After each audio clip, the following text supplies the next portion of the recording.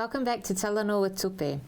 I'm here with Utufaasisili Rosemary Mose, one of the rising women stars in the New Zealand public sector and a leader in education.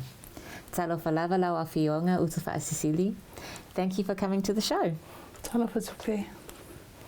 Okay, so there's a lot that I want to unpack in your story. So you are responsible for leading the Pacific Plan for Education. Your Masters in Education was on the topic of student perceptions of Pasifika success. And on top of all of that, you're also a wife and mother, and you have a very busy family life. So there's a lot that I want to touch on in your story, but first let's start at the beginning. Can you tell us about your family and how your family background and your culture shaped you? Well, first of all, Tupe, thank you so much for the opportunity to come and Talanoa with you today.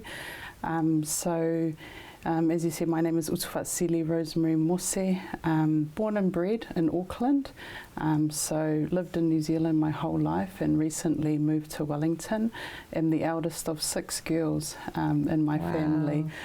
So yeah, it's a lot of fun, but a lot of stress too. Especially for your dad. Absolutely. My dad's quite young, but he's got grey or white hair now because of the stress of my sisters, but not me, of course. Not you, of course. No. But yeah, so just a little bit about me. So eldest of 6 girls, born and bred in Auckland, and yeah, went to school in Auckland, worked in Auckland up until last year when we moved down to Wellington as a family.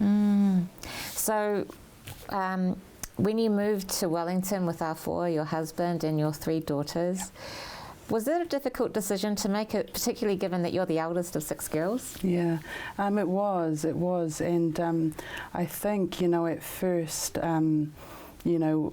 it was quite an emotional decision to make, and I said to Afoa, look darling, if we make this decision, it needs to be right not only for me but for him and our girls, and so we spent a lot of time in prayer, just reflecting on whether or not it was the right thing to do before we even mentioned this to anybody. So as I said, in terms of my position in the family, family's really important, as well as faith. And so we leant on God a lot for this decision. And so we cried, we laughed, we prayed about it. And then we went to my parents to seek their wise counsel.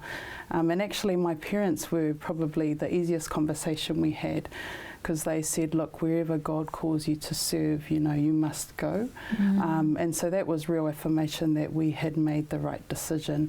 And then we told the rest of the family who had different kind of feelings at that time. But what has always guided me in my journey has been, in any role, in any place, can I be of more influence and of more service? And if so, then that will guide my next steps. So so that led us to Wellington, and we're really loving it here right now. Yeah.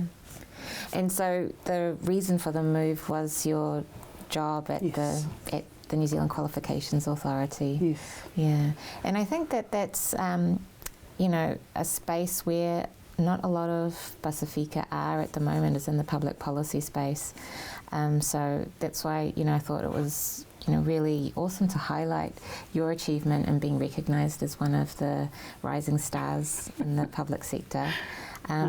But yeah, just the ability to be able to influence where the decisions are being made.